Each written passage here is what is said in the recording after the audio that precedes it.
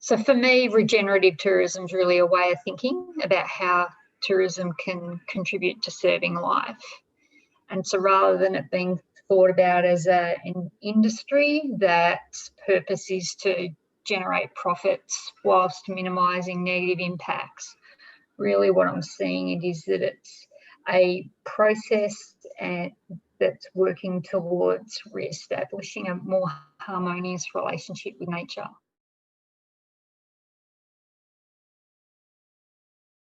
I suppose the main energy that I'm devoting to regenerative work is through a PhD, which I'm undertaking at the Centre for Urban Transitions at Swinburne University, where I'm actually investigating the concept of regenerative tourism and how it can contribute to flourishing places and communities. There's a resort in Costa Rica called Pacuara Lodge, and so it's an example of where everyone is gaining benefit. So the owners saw an opportunity to build a resort that would operate in harmony with the local environment and community. And so this resort not only focused on providing their guests with a restorative, transformational experience, it was designed and developed through honouring this sense of place. So this resort operates in the middle of a jungle that had become degraded. And so what they did was they looked at what was the uniqueness of this jungle and the community that lived in it. And they worked in partnership with the community to rehabilitate the jungle and to provide opportunities for young people to maintain but also learn some of their traditional building skills and to continue to develop and evolve with that place. So this tourism resort has added a lot of value to this community and place.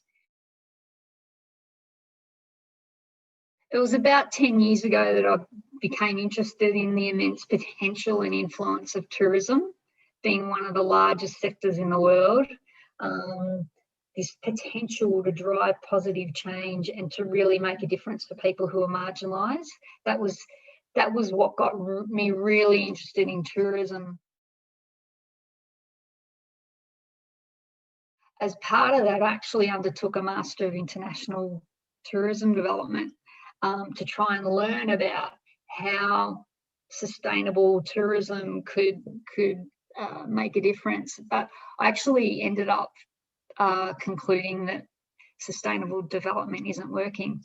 So I started looking for other alternatives, and that's when I came across regenerative development and regenerative tourism, because I could see the huge potential that it holds, not only in achieving net positive effects, but also enabling communities to continually evolve towards their own well-being.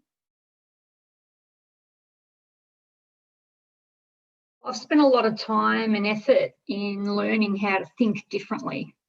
And so since coming across regenerative development a number of years ago, I've undertaken a course in the Regenerative Practitioner Series that's offered by the Regenesis Group, and that really helped me. So as part of my PhD studies, I've been learning about Indigenous research methods as well as Western research methods that can help to produce these new knowledges that we need to develop, as well as frameworks. And so I'm hoping that this will help, hopefully, assist communities to think differently so that they can undertake regenerative work as well. Through me learning about this, then I can share what I've been learning with others. There are people who are putting some really good stuff out there.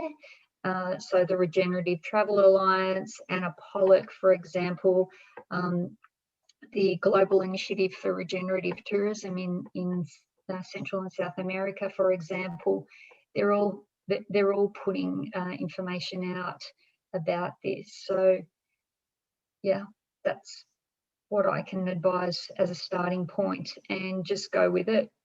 And also, if you come from a place where there are Indigenous communities in your city or town, find out about them, because that they definitely have a lot of expertise to share with us. We've been pushed up against the wall and really forced to stop and listen and to start to take stock of reality. And I suppose I'm thinking about the millennial generation, who are active and keen and wanting to forge a new future. And I think because we are in that tight spot, that people are starting, there's that willingness to start looking at how we can do things differently.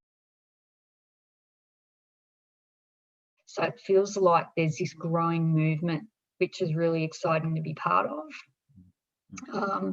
But also, I'm really aware of a responsibility that I have as a person living on this planet and benefiting from this place.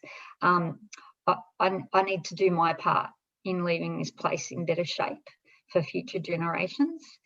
And in my 50 years of living, regeneration is, for me, is offering our best chance of getting there.